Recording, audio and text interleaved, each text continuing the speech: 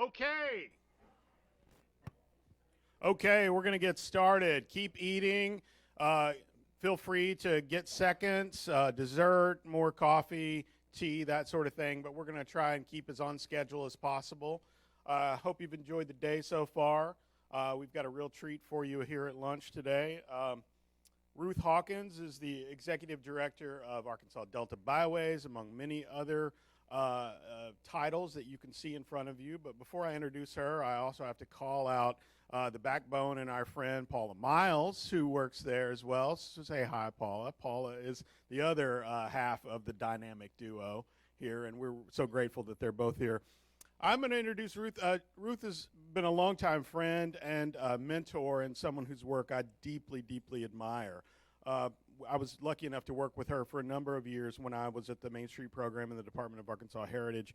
I have never met someone with the kind of vision and the passion that Ruth Hawkins has. She sees things differently than any of us in here, at least differently than I do.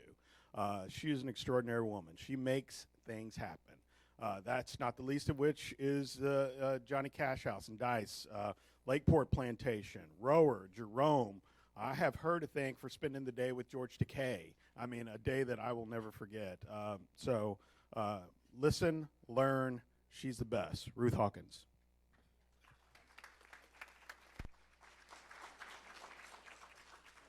Well, thank you. Can y'all hear me? Am I on? How do I turn this on?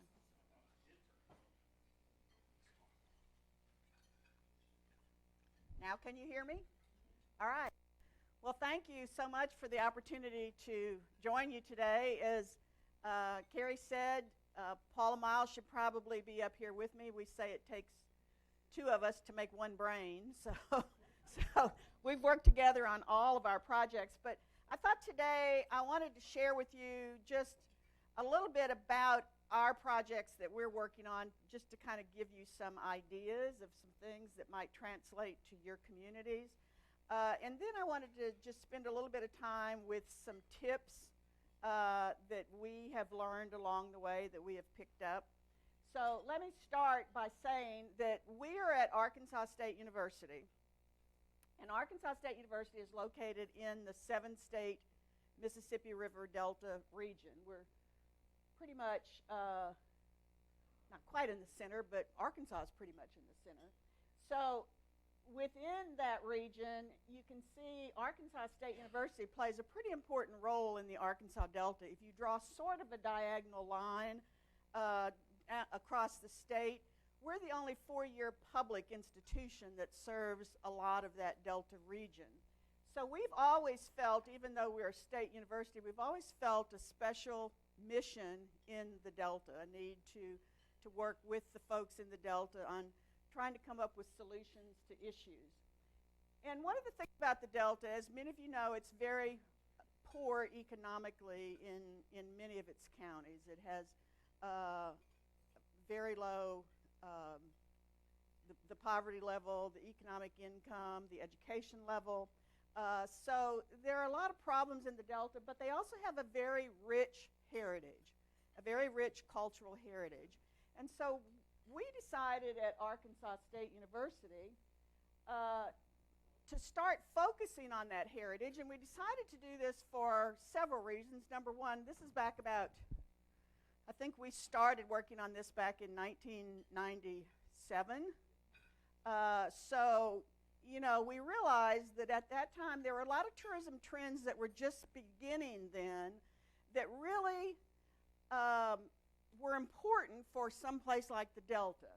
And one is that people were focusing on authentic experiences. They don't want the made-up stuff. I mean, that's not to say that they don't still have a whole lot of people at Disney World, but people also want authentic experiences and to learn things.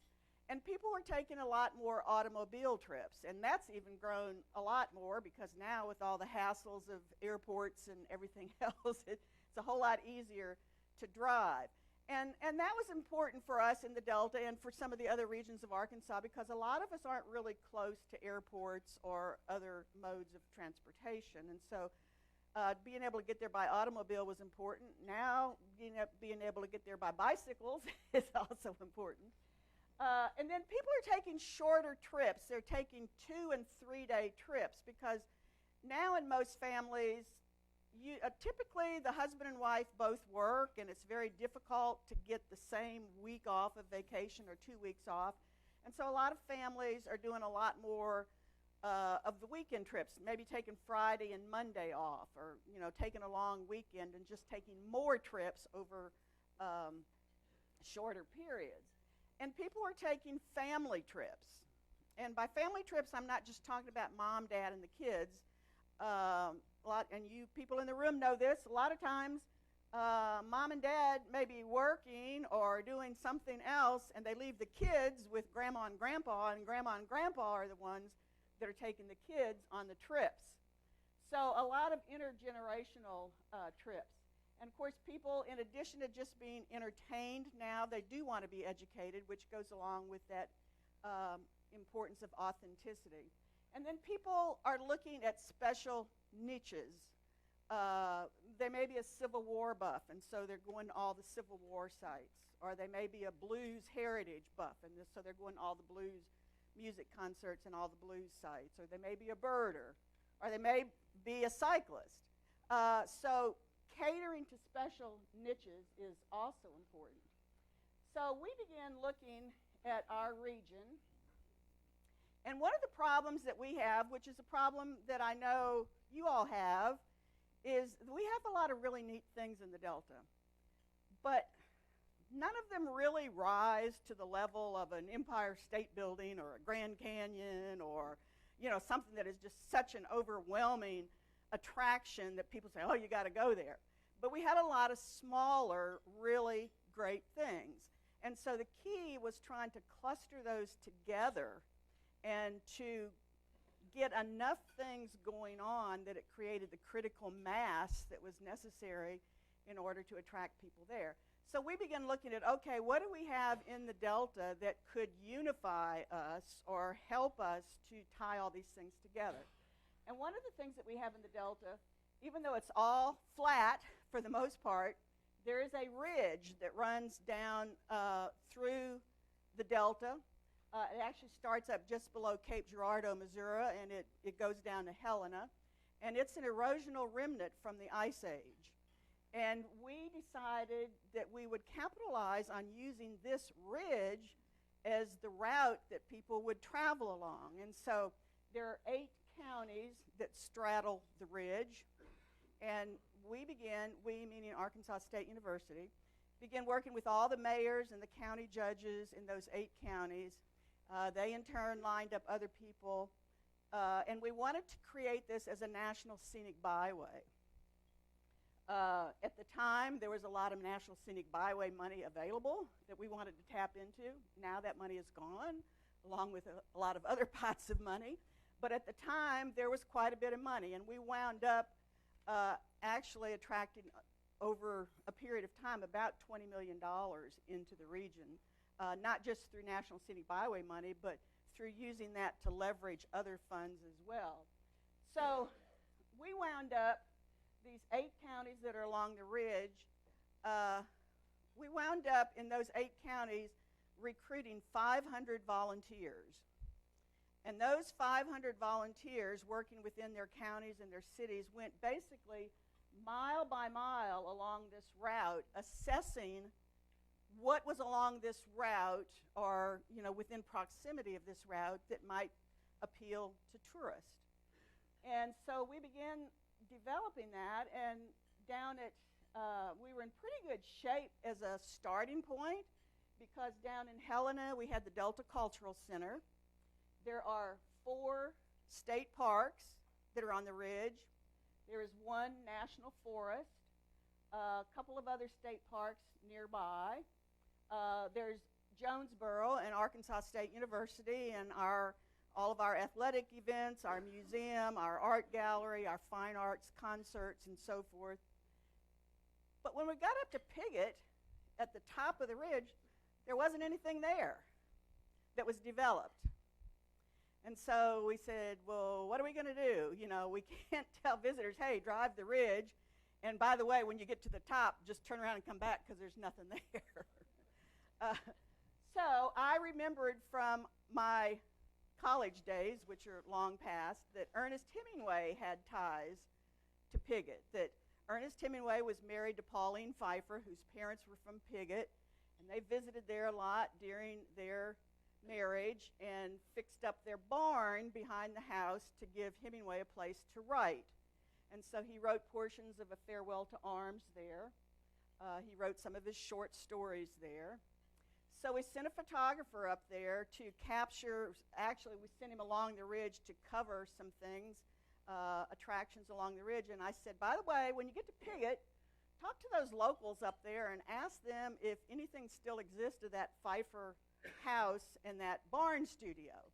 Well, when he came back, he said, well, not only does it still exist, but it has a for sale sign on it, and there's a for sale sign. And the woman that had the house for sale, her son owned what had been the barn studio, and he'd covered it over with siding and actually put black tar paper on the windows and keep out signs and do not step on this property for fear of death and that kind of thing. But we braved it anyway, and we talked to him because it was the house that was for sale, not the studio. And we said, well, we don't want the studio without the house. And so we spent about 6 months negotiating with the family and trying to come up with funds to acquire the house. We did get several grants. We got a National Scenic Byway grant because this house sits right on the byway. We got grants from the Arkansas Natural and Cultural Resources Council, the National Endowment for the Humanities. But the bottom line is we restored the property to the way that it looked when, in the 20s and 30s, when Ernest Hemingway was a frequent visitor there. He and Pauline married in 1928. They divorced in 1940, but she was the mother of 2 of his 3 children, and the one who was with him during most of the time that he was productive as a writer. And so they would come and every summer and drop the kids off there and stay for a while and then go out big game hunting in Wyoming or wherever.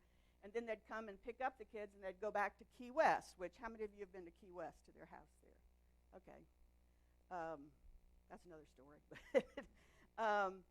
But at any rate, so they were there a lot, and then they would also, usually when they came back to pick up the kids, it was around Thanksgiving, Christmas time, and so they said they came to spend the holidays with the family. The reality was it was quail hunting season, and Ernest Hemingway wanted to quail hunt in Piggott. So at any rate, we opened this in 1999. This shows this is the inside of one of the rooms in the house and the barn studio. We were able to get back most of the furniture that had been there when Hemingway was there because they never got rid of anything. They sent it to another home they had, and the people that bought it from the Pfeiffers had it in another home in North Carolina, but we were able to bring it back. So we do a lot of activities here. We have writers' retreats here. We have veterans retreats, military veterans retreats where they write their memoirs and so forth. We have after-school programs for kids, a lot of programming going on.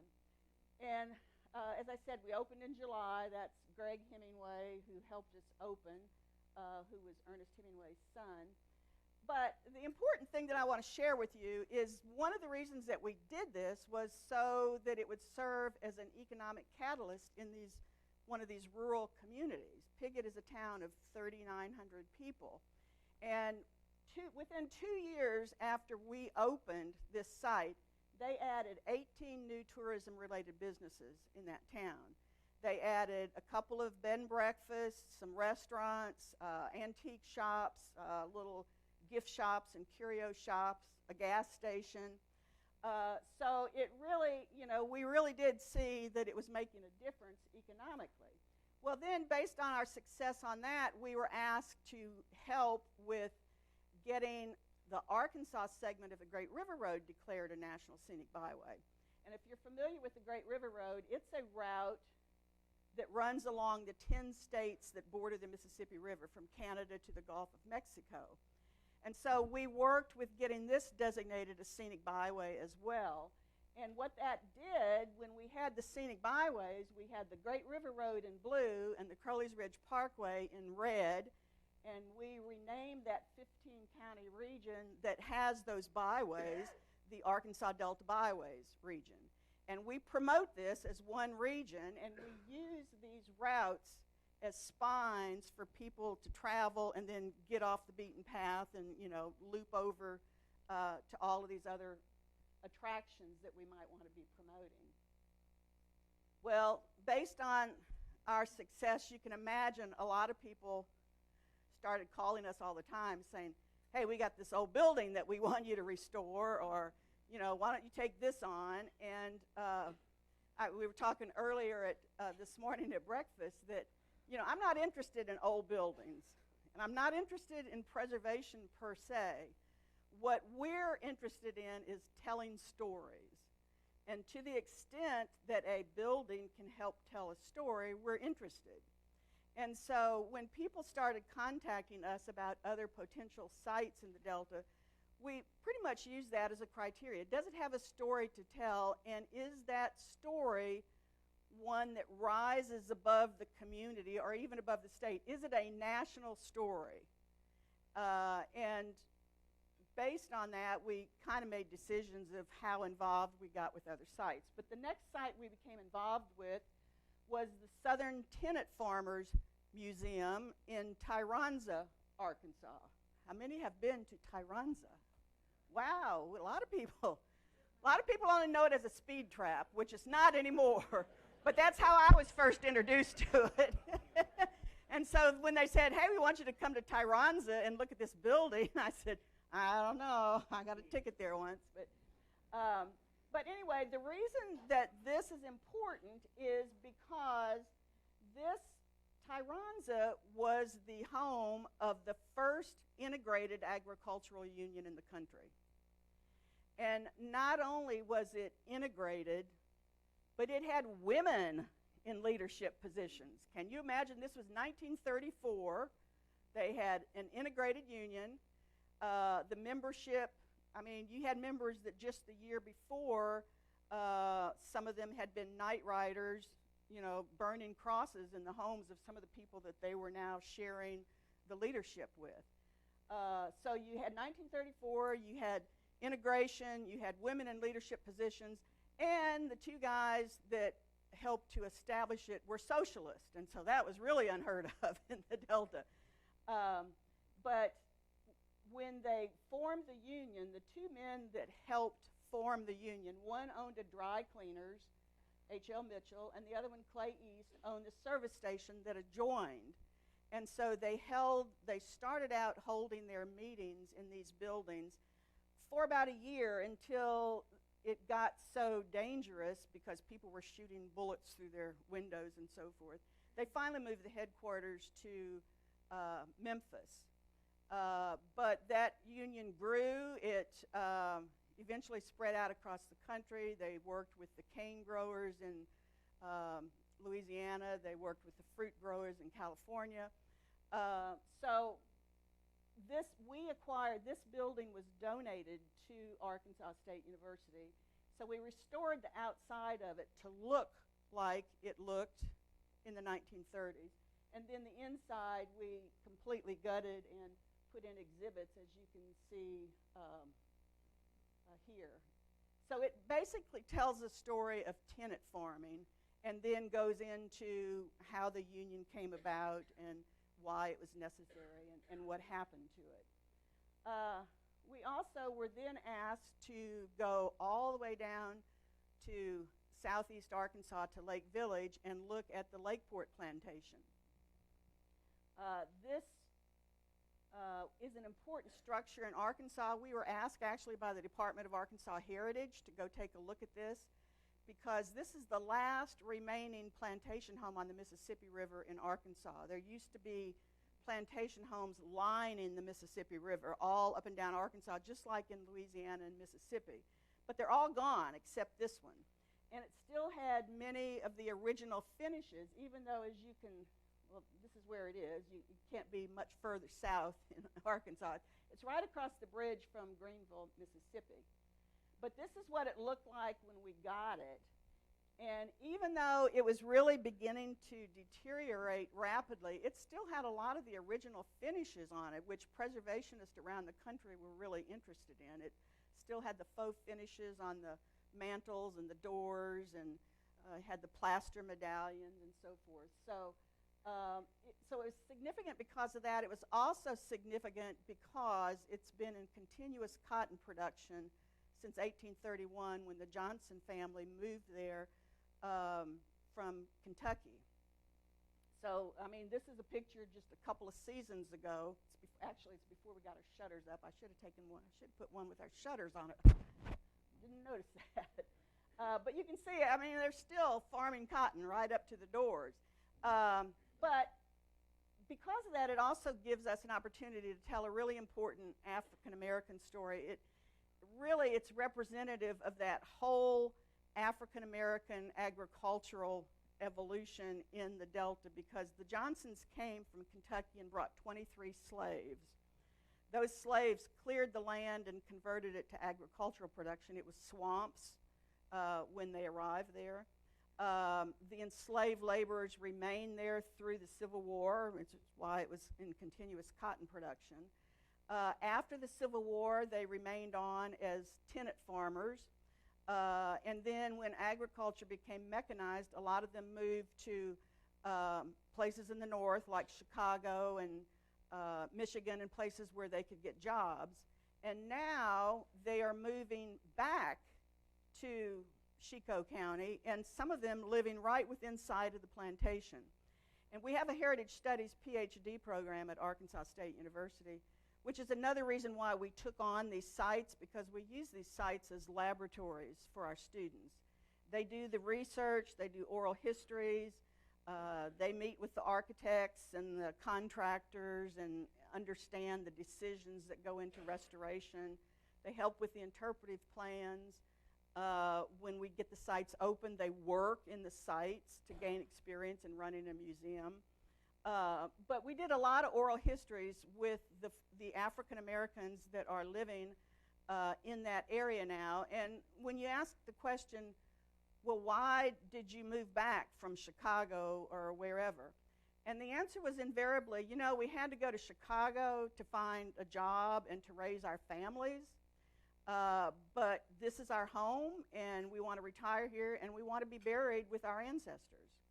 And so it's that whole evolution that tells a really great story. And so we tell a lot of this in the house. We don't have the house furnished.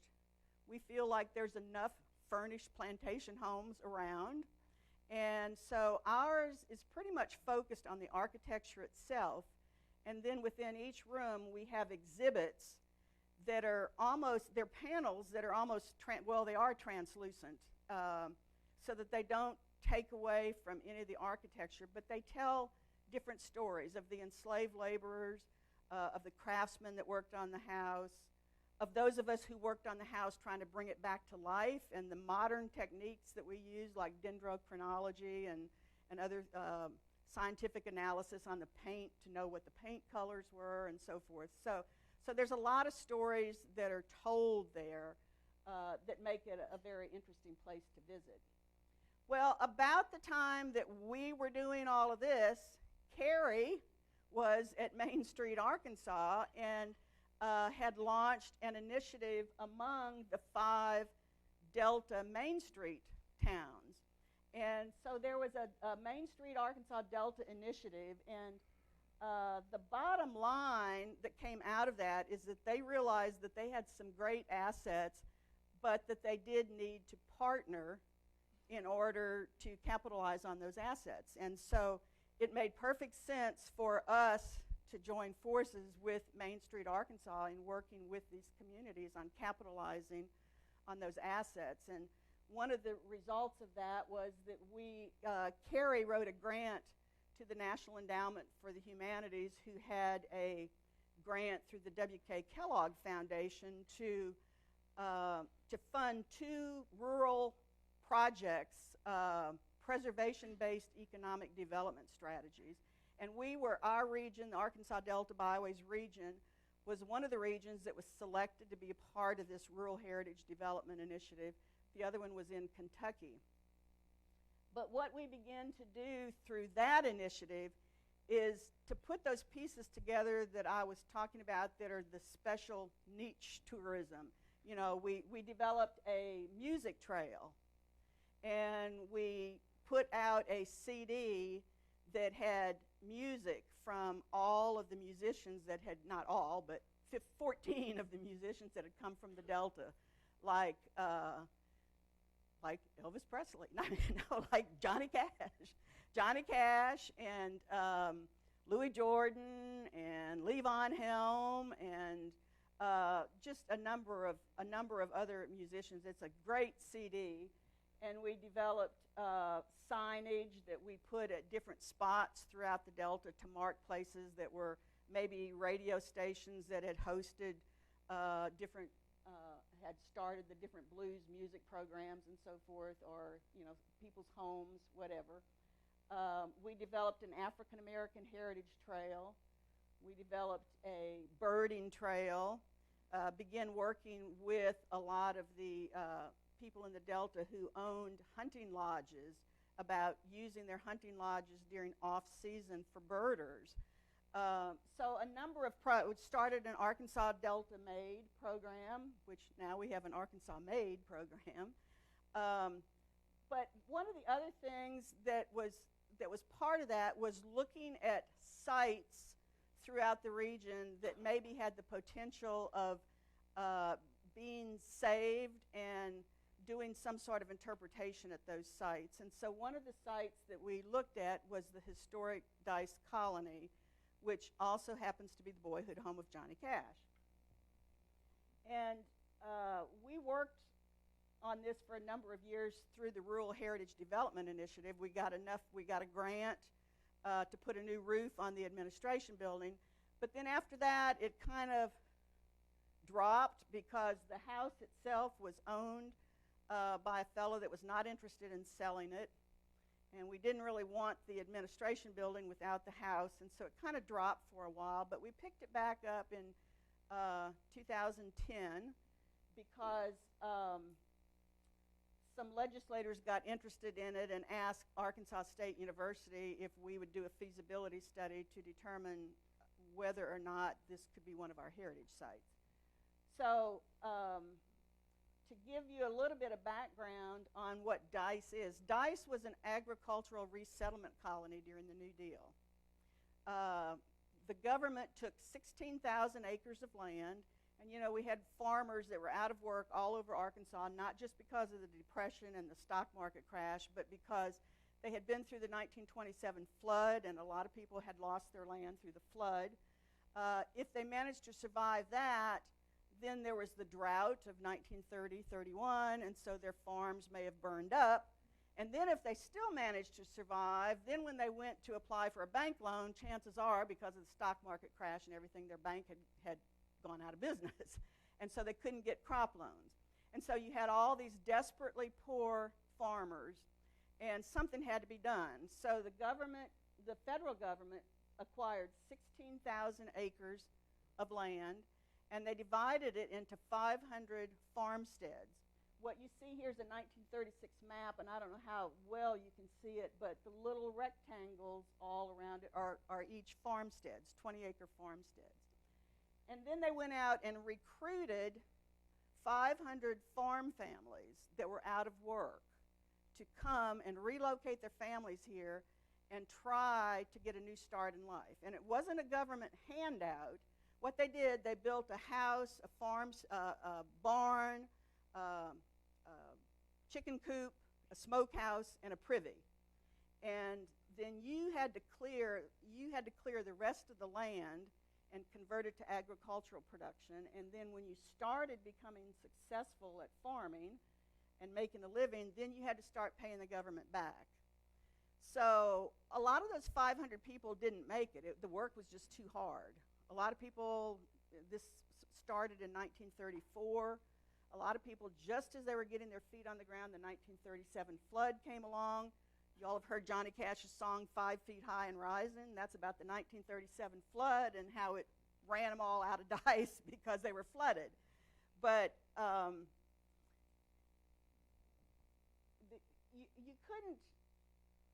you couldn't be just anybody and get a house here. You had to fill out so many forms that it is totally unbelievable. You had to prove that you had been a successful farmer before the Depression. You had to prove that you were of good moral character and that you didn't hold extreme religious or political views, that your kids got along in school and they didn't pick fights. I mean, it was just really, you had to prove that you had to have a physical and prove that you were in good health. So it was really quite a process to be selected to come there.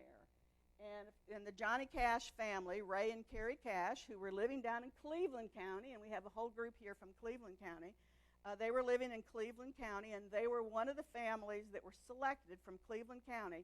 This colony had farmers from all 75 of Arkansas's counties that were picked up from those counties and relocated there.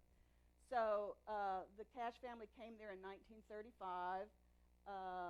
This is a picture of the house that they lived in. That's Johnny Cash standing in front. That's a picture I told you all about that I just recently got. But the colony was dedicated in 1936 by Eleanor Roosevelt as one of the nation's model projects. That's Eleanor Roosevelt on the bottom right. What they did in the center, you see kind of that gold area in the center, that was the colony circle. And they built an administration building in the circle for all the federal employees. And then on each side of that, they built a commissary building, which is the top right building. And under that, they built a cafe and shops building, which had a lot of services like barbers and hair salons and that kind of thing. So at any rate, we wound up, the city of Dice acquired, not the house, but acquired the administration building and an adjacent theater building, which the commissary and shops building next door had burned, and in its place in 1947 they built a theater building. So the town of Dice donated these to Arkansas State University. And we restored the administration building, and on one side of it, on the left side, is City Hall. When the city donated it to us, we made an agreement that we would rent it back to them for $1 a year, and in return, they would keep up the maintenance and utilities on it. And then, which was a great win-win for everybody. And then on the right side of the building, we have exhibits that talk about how Dice was established, talk about what life was like in the colony, about the Cash family, and how growing up in Dice impacted Johnny Cash and his music. So we opened this in 2014. We've since had visitors from 45 countries, as well as every state, because you'd be just absolutely amazed at all the Johnny Cash fans there are out there. It's just phenomenal. They were coming even before we started doing all this. There was nothing for them to see, but they came just to drive by and see the house, even though the house was privately owned and they couldn't go in it. But people came from all over just to see this. We then also acquired, as I said, they gave us the theater building next door, which wasn't much of a gift because up at the right is what it looked like when they gave it to us. It basically, over the years, had just deteriorated. The roof had fallen in, 3 walls had fallen in, and really all you had left was the front facade, which you can't see because this is taken from the back. And so we kept the front facade. We kept it propped up with 2x4s for about 2 years until we could get enough grant money put together to do something with it. But we did get a grant, and we rebuilt the building as a visitor center, keeping the front facade and then building a building in the same footprint as the original building, which now houses, I think I've got some pictures here. This is Joanne Cash and her brother Tommy Cash dedicated. We dedicated this in May of this past year. and it now houses a gift shop, which you see at the bottom left. In the movie theater area, those 4 holes that you see in the wall, those are the 4 projection holes from the original theater building. We also have one of the movie projectors that came out of there. It has been vandalized. It has carved into the side of it Tommy Cash, October 1955, because Tommy Cash, when he was in high school, worked as a projectionist there. His brother, J.R., who became known as Johnny, sold popcorn in this theater. So we have, in this reception area, we have a lot of quotes from people that grew up there about what it was like and what kind of movies they liked and so forth. And the bottom, you see these wood strips. We got real creative on this, and those are wood strips off of the gymnasium floor in Dice. And so it's really great when people come and they say, oh, I played basketball on that floor. Or, oh, I was a cheerleader on that floor. I attended Johnny Cash's concert back in 1968 when he performed on that floor. So that's a really great thing. And then we have an auditorium up at the top left, which we have an orientation film that we show there, but it can also be used for special events and so forth. And then in 2011, we managed to talk the owner of the Johnny Cash Boyhood Home into selling it to us. And so we began the restoration on that a year or so after we started the restoration on the administration building. We didn't have a lot of photos of the actual house other than that one I showed you at the front. But we had a lot of colony photos from the National Archives because they had photos of the style of every house that was in the colony. So we'd use those, but then Joanne Cash found this picture taken on the front porch in 1943, and by the time we got the house, the porch had rotted, and so we were able to use that picture to know what the porch looked like and to be able to recreate the detail on the porch. So this was the major part of this project. How many have been to Dice? How many know about the soil in Dice? Well, the soil in Dice is known as gumbo soil, and it's a really heavy clay content. And so when it's wet, it's like tar, and it sticks to your boots and clogs up your machinery, and when it's dry, it cracks wide open. I mean, so wide that a mule could break its leg in one of these cracks if you weren't careful. And so when you farm this land, you could only farm it at certain times of the year. It couldn't be too wet, and it couldn't be too dry. And so you had to be a pretty good farmer to make it in Dice, and the Cash family was one of those that made it. And what I started to say earlier, and I think I got sidetracked, a lot of families left during the 1937 flood just because it was so hard, and they never came back after the flood because they just didn't want to start in again. But because this is gumbo soil, it moves. It moves and it shifts, and when it does, the houses crack and they sag. And so the Johnny Cash house, you can't really tell so much in that picture, but the concrete piers that it's set on had sunk into the mud. It had caved in the middle, or not caved in, but it was sagging in the middle. And the bottom clapboards were really just dragging in the mud, literally. So to fix that, we marked with GPS exactly where the house sat, and then we moved it to the back of the lot, and we dug a huge pit, 8 feet deep, and we hauled all that gumbo soil out of there, and then we put new, better draining soil in it and packed that down, and then we dug a 2-foot-wide trench all the way around and poured a concrete foundation. We covered that with dirt so that you couldn't see it because it wasn't original, and then we set the concrete piers back on top of that so that the darn thing wouldn't move. And I hope that it continues to look like that, at least until I'm gone.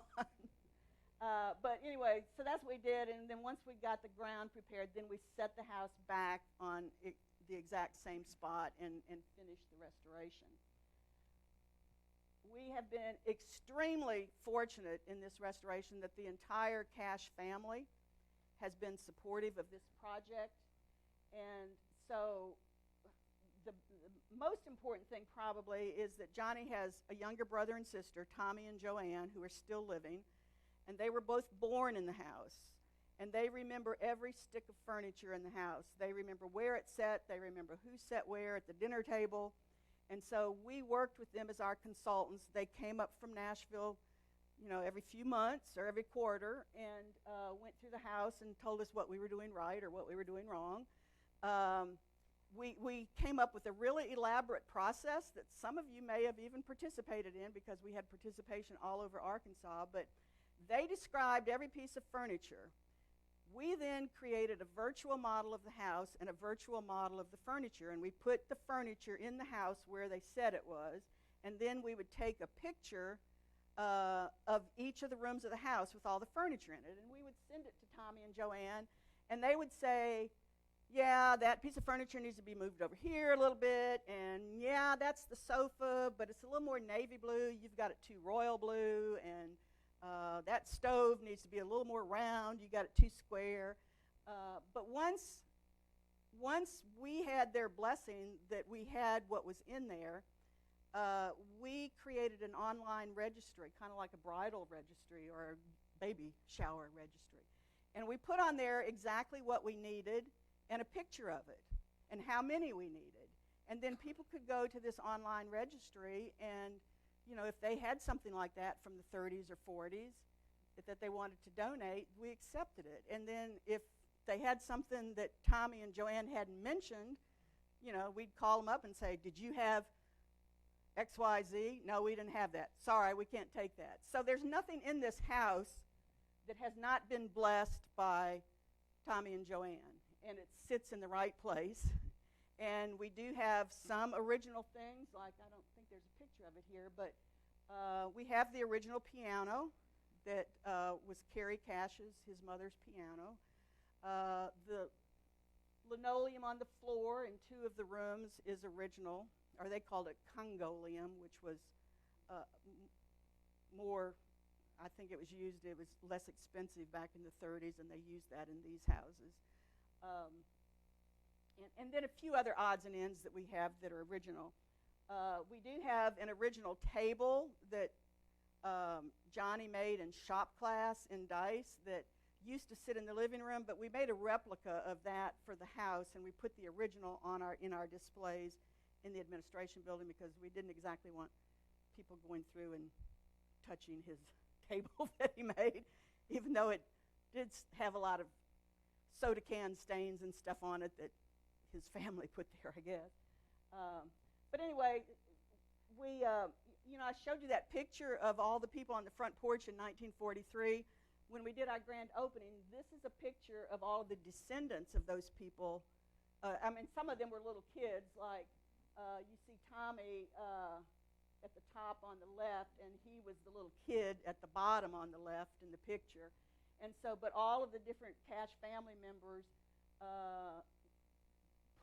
they posed in the same place where their mothers or fathers had been or whatever. So they love this picture, and a lot of them use that on their Facebook pages. But at any rate, then the other thing is, in addition to helping with the actual work on the house, they helped us raise the money for the house. Every bit of the money that was used in the house restoration was raised through Johnny Cash music festivals that the Cash family helped us put on, and invited a few of their closest friends like Chris Christopherson and Willie Nelson and George Jones. I think it was his last concert before he died. But from these 4 concerts, we raised about $500,000, which went for the restoration and all that dirt work. And so as a result of that, now that we're still not done in Dice, we have a lot more projects to do. But since we have the house open and the administration building open, we are now moving our music festival to Dice. It's been held at Arkansas State University in Jonesboro. We're moving it to Dice. We are expanding it. It's no longer going to be a music festival. It will be a heritage festival, Johnny Cash Heritage Festival, which will be October 19th to 21st. And along with the concert, which will be, the concert, by the way, will be in the field next door to the house, which will be really great. But we'll have a lot of activities going on in the Colony Circle, including a 2-day symposium. We've just announced a number of people that will be attending that symposium. We'll have Michael Strythguth, who is the Hemingway biographer, I'm getting my people mixed up. The Johnny Cash biographer, who has written Johnny Cash, the biography. And he also teaches a class on Johnny Cash at Lemoyne College in Syracuse, where he teaches. We also have a man coming who has just published a book of New Deal era photographs. And the interesting thing about this, you need to look this up, it's called Ground. And the photographs in it are all of what they call killed photos. Because back when the government was sending WPA and photographers around, the guy that was head of the photograph division, any negatives that he didn't think they were going to use, he put a hole punch through it. And so there's all these photos with these hole punches, and so when you print them, it's interesting to see where the hole winds up. And so every picture in this book is a great picture, but it has a hole through it somewhere. And so it's really a fascinating look at New Deal era photography. Well, we're projecting based on visitorship, based on what people are currently spending at other sites in the region, based on what they're spending at the Elvis Presley home in Tupelo. We don't compare ourselves with Graceland because we're no Graceland, but we do compare ourselves with Tupelo. And so based on that and the visitorship at the B.B. King Museum in Indianola, Mississippi, we're projecting that when we're up and running with everything going and proper marketing, that we will be generating about $10 million annually in tourism-related income and about 100 new jobs. So it really is a huge boon for that little town of Dice, which is 415 people. Now, that's not to say, and I'm getting into the next part of this presentation, and I'll go into this in that presentation, but people say, well, where's this $10 million going to go to? And I have to say, that depends on you, because none of it may all go to Memphis, because if we bring people to Dice and you don't have things for them to do here, if you don't have restaurants for them to eat in or a place for them to sleep in a nearby town, then they're going to go back to Memphis and their tourism dollars are going to be spent in Memphis. So that whole $10 million may go to Memphis. So it's a matter of capitalizing on this asset and developing, the necessary visitor infrastructure and facilities that are needed to capitalize on it. I wanted to go in next to just a few tips, but does anybody have any questions, burning questions about?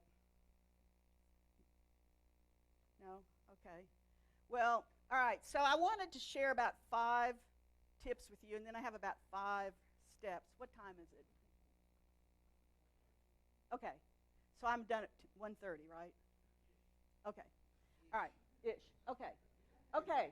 So tip number 1 related to that I just showed you is tourism really is big business. So if you're looking at a focus on tourism in your community, one of your big jobs is going to be convincing a whole bunch of other people in your town that, hey, tourism is big business. Because there are still a lot of people out there who think of tourism as an industrial plant. And so we've got to change that mindset, because a lot of us live in places where we don't have the infrastructure for what's considered typically industrial plants and so forth. So as you can see, I won't read this to you, but as you can see, it's big business in Arkansas. I quickly looked up travel-related income in each of your counties. It's already, people are already spending money in your counties on tourism-related activities. And now you may say, how could it be that much money in some of your towns? But this looks at the expenditures in restaurants. It looks at the expenditures in hotels. It looks at gas stations. It looks at any kind of businesses that cater to travelers. So it looks at a lot of factors. And this is from the Arkansas Department of Parks and Tourism most recent report that was issued in 2016, which I think uses 2014-15 data. But it is big business, and so don't let anybody tell you that it's not.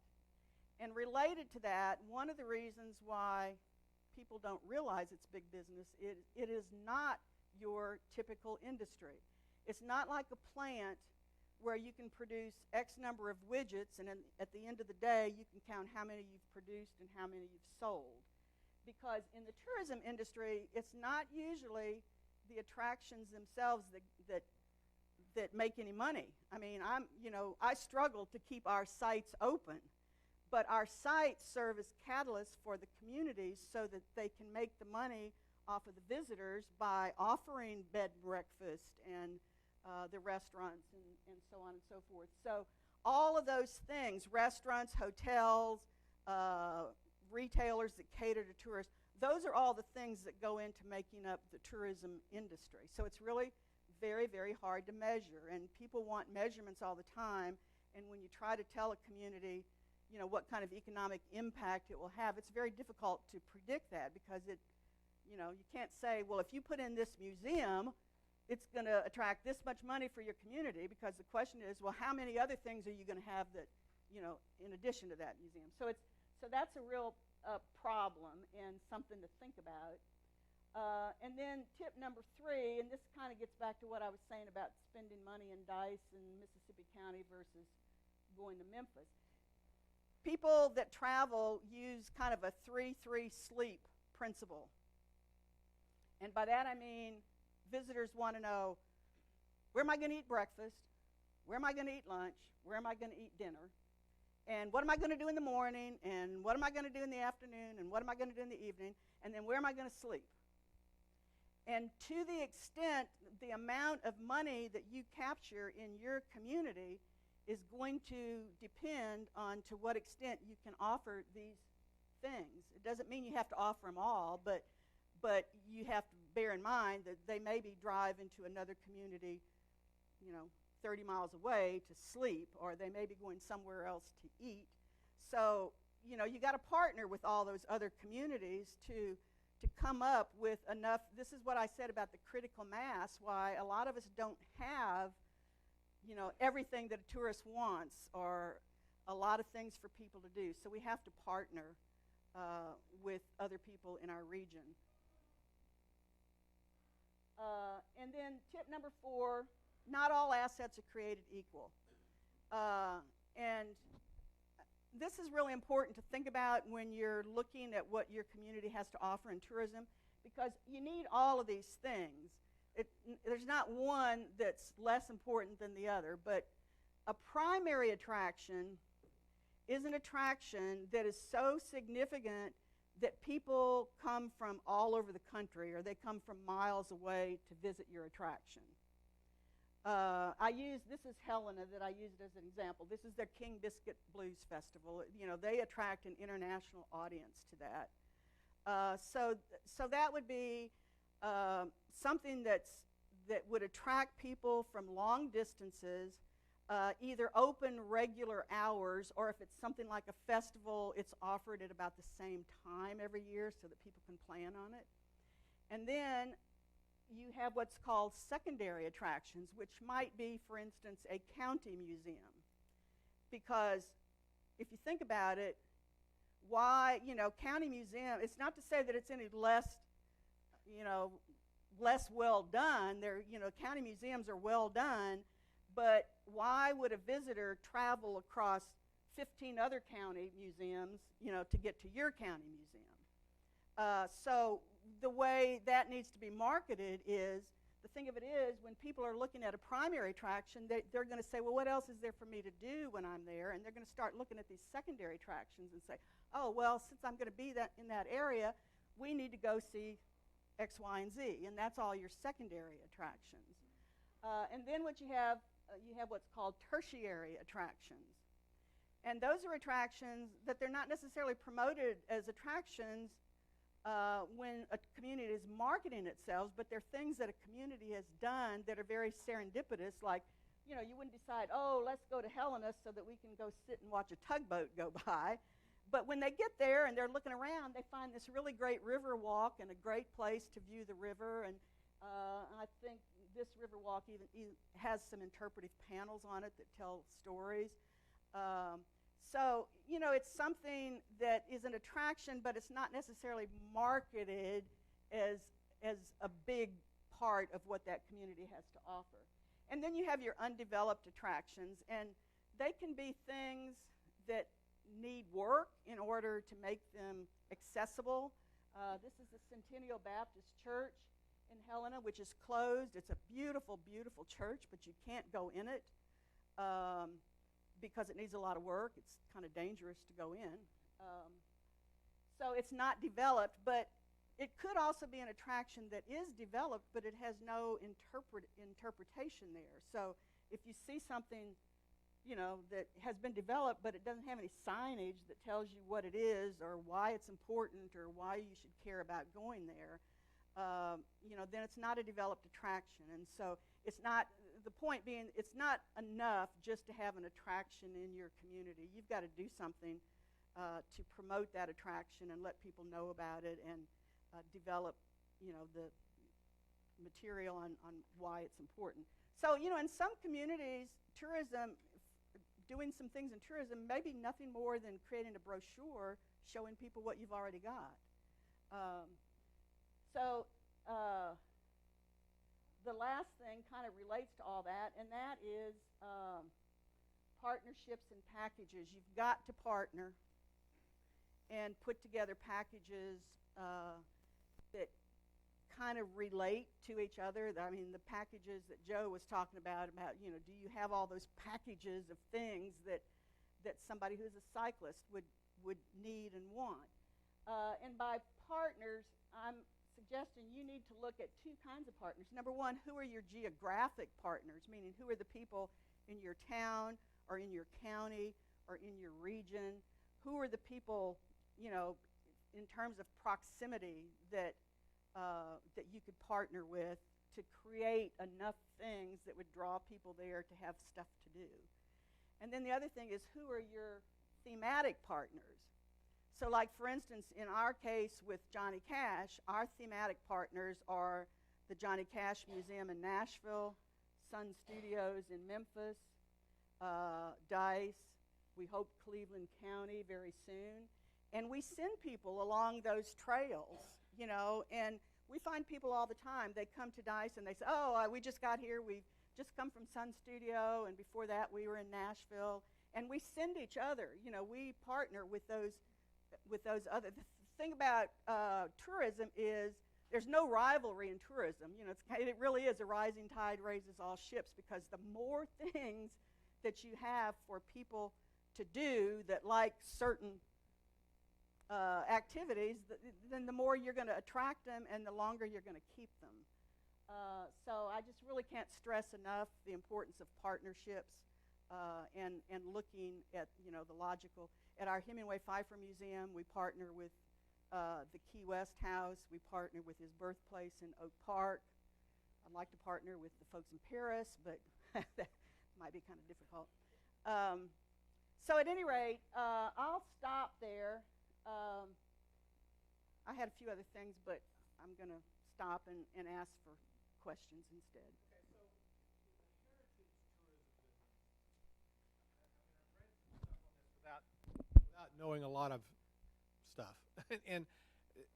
But a heritage tourist generally seems like a different kind of tourist. And I'll give you a personal example. I have a friend of mine in Chicago who basically worships Johnny Cash in every sense of the word.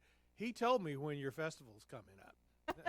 I didn't hear it from you guys or anybody in Arkansas. I heard it from Right. Scott, and he says, and we're going. And I said, well, I don't know, but but he's going, and therefore I'm probably going too. So but is there a difference? I mean, all tourists may be different in different kind of ways, but it seems to me like to sustain a heritage tourism site, something else has got to be different than just we got great motels and restaurants. Yeah, I mean, I think the important thing about a heritage site is you have to really zero in on what it is that's unique about that site, which, is going to differ based on the site. So you're right, it's not the hotels and the motels and the restaurants and all that. It's the site and what story are you telling. And then the other visitor services have to kind of fall in line around that and use that as a marketing hook to attract people.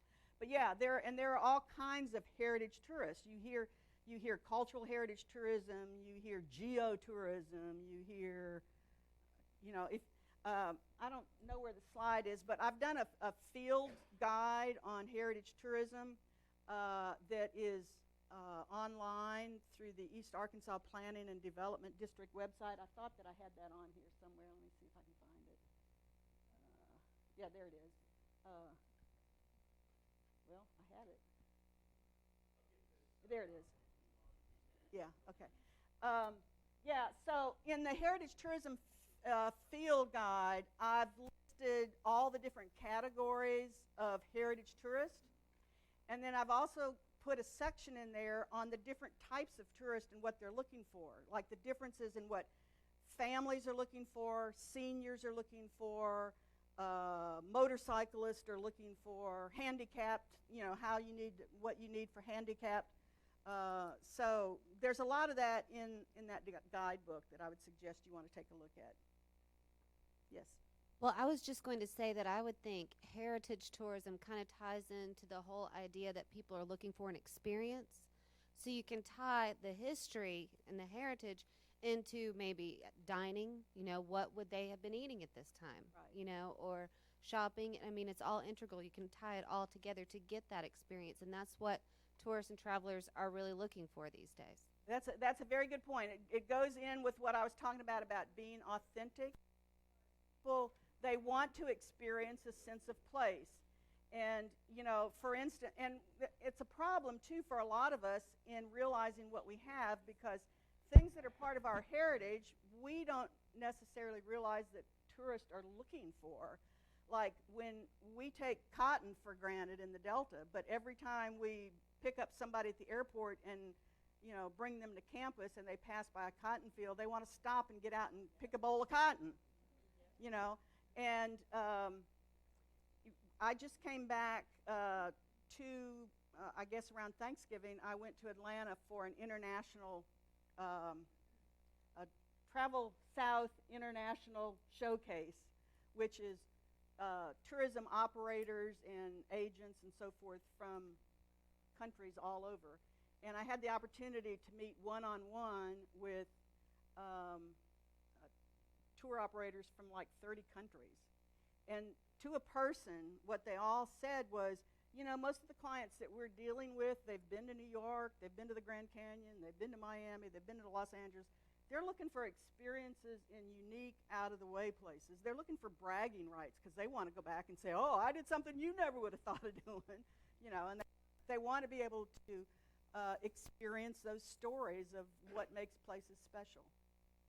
So that's a good point. Yes. Yes. I don't need that. I have a loud mouth. We all, and I think this is the thing that we all fail to realize, there is not a community out there that does not have its own story. What we have failed to do is tell those stories, and that's what she is telling us we should do. Because just as they're traveling through that Delta region, they're going to be coming to Pope County, and they're going to be going somewhere else. So what are we telling them that enhances that experience along the way? So anyway, I'm pumped. Thanks. You keep using some jargon that a lot of people maybe aren't familiar with, interpretive panels and interpretation. And could you explain that? Because I know there are a lot of people that maybe haven't heard that term before. Yeah, well, interpretation just means what is your story and what are the ways that you're going to tell it. And again, you might want to look in this field guide that I have online because it talks about different kinds of interpretation. Interpretation might mean that you just write a brochure that when people come through your town, they can pick it up and they can drive around and see these things. Interpretation might be exhibits, like a traditional museum where you go in and you see exhibits. It could be demonstrations where somebody demonstrates how to do Dutch oven cooking. You know, it could be a special program, special activities, radio shows. It's anything that helps, anything that you use, the media that you use to tell the story about your place and why it's significant. Yes. Just a comment. My sister lives in Goodlettsville, Tennessee, and she purchased a house from Anita Carter, who is the sister Right. of Johnny's wife. Right, June's sister. Yeah, and when they were going through a lot of the closets and through the attic and stuff, they found a lot of guitar picks. So that was just pretty neat That is to cool. listen to your story. Thank you. I'm working on the temperature, y'all. I see you. Well, just in talking about telling the stories, and I think there's also the piece that you're so great at, which is keeping it alive and keeping it relevant. So can you tell them about the duck hunt that's coming up that you were telling us about last night? You talk about experiences. When Ernest Hemingway was visiting Piggott in 1932, he scheduled a duck hunt down in Deshay County on the White River. And his wife and his sister-in-law and some others were supposed to go, and they all got sick with the flu. And so he invited his editor from New York, Maxwell Perkins, to come and meet him in Memphis, and he was going to take him down to duck hunt, which they did. They stayed on a houseboat there on the White River, right by the Benzal Bridge, and which happens to be right where the new Delta Heritage Trail is going through that Joe talked about that's going to be so phenomenal. And so we auctioned off at one of the Hemingway look-alike contests a package for people to come and duck hunt and follow his footsteps. I forget what that went for. Do you remember, Paula? It was a huge amount. Yeah. So we've got two folks that are flying their private plane in tonight. We've got to go back this afternoon to meet them tonight. They're flying in, but John Hemingway, who is Ernest Hemingway's grandson, and Jenny Phillips, who is editor Maxwell Perkins' granddaughter, are coming, and they are accompanying them on this hunt. And we're starting in Piggott tonight, and they're going to tour the house and the barn. They're going to go quail hunting tomorrow morning where Hemingway quail hunted, and then they'll go down to Deshay County and duck hunt Saturday and Sunday and Monday. And then Garden and Gun magazine is going to do a big feature on it. So that, I mean, talk about experiential. Those are the kinds of things that, you know, you need to think about offering. And I was talking to somebody else this morning about one of the experiential things that we would like to do at DICE. They had a whole lot of rules and regulations at DICE, and one of the things was every woman had to have a garden, and you had a quota of what you were supposed to grow. And it, you know, they looked, if you had five people in your family, they expected you to can this many tomatoes and this many this and this many that. And then there was a quota above that you were supposed to sell, that you were supposed to cooperatively can and sell. So they had a cannery in the town where all the women gathered and canned all this produce that they marketed. And so what I would like to see some entrepreneurial person do eventually is put that cannery back and offer canning lessons, how to make preserves, and work with the local farmers. We've got several farm-to-table operations in the area, but work with those community gardens and farmers to provide the produce. And then people could sign up for lessons to come for a morning or a day or whatever. And then whatever they learned how to can or preserve or whatever, then they take home with them, which I think would be a great experience. We're not there yet, but yes. Ruth, as you know, many tourism communities, their work is seasonal, particularly if it's related to a lake or so forth. Could you have suggestions on how to make tourism more of a 12-month operation? Yeah, I think that's important to think about, and that's one of the things that I briefly touched upon with duck lodges, because duck lodges are only active a certain number of months a year, but on the off season, why not cater to bird watchers and watchable wildlife and so forth? So, I think places that are seasonal with all of the activities that people are interested in now, like biking and watchable wildlife, things like that, chances are you could incorporate some of that into an area that had some seasonal activity.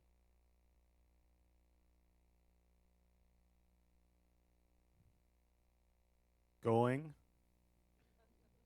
Let me, before we close out, can you talk a little bit about your work in Rower in Jerome? I think that's an important story. Yeah, it's an important story. In addition to the sites that we actually own, we do work very closely with other communities in the Delta. So there's several important projects that we've done that I'd like to mention that Carrie reminded me of. One is that there were 2 Japanese American relocation centers in Arkansas. There were 10 nationwide, but the other 8 were all kind of west of the Rockies, and then there were these 2 in Arkansas at Jerome and Roar. And there's nothing left at Jerome other than a monument, and at Roar, the only thing that was left was the cemetery. And the only way you knew that it was a Japanese American cemetery is there's Japanese writing on all of the tombstones. And so we got a grant through the National Park Service to put interpretive signage along the road leading up to the cemetery. And we put audio panels in each of those where you press a button. And we got George Takei, the Mr. Sulu on Star Trek. Oh, my. Yeah, oh, my. He was interned at Roar when he was a boy. When he was 5 years old, he was sent to Roar. And so he came back and taped this whole series of audio tapes for us, which are incorporated in these panels. And that's, Carrie mentioned that he spent the day with him because we took him down there to walk through all of this with him so that we could get these panels done. So now if you go to Roar, there is that interpretation that tells that whole story, which is going to be even more important because this is the anniversary of that executive order, Executive Order 9066, that rounded up all of the Japanese Americans and put them in internment camps right after the bombing of Pearl Harbor. So that's one. The other thing that we have been working on and are still working on, we're working with the town of Marion on creating a Sultana Disaster Museum. They have a temporary museum now, but they're working on a permanent museum. And how many in the room know about the Sultana disaster?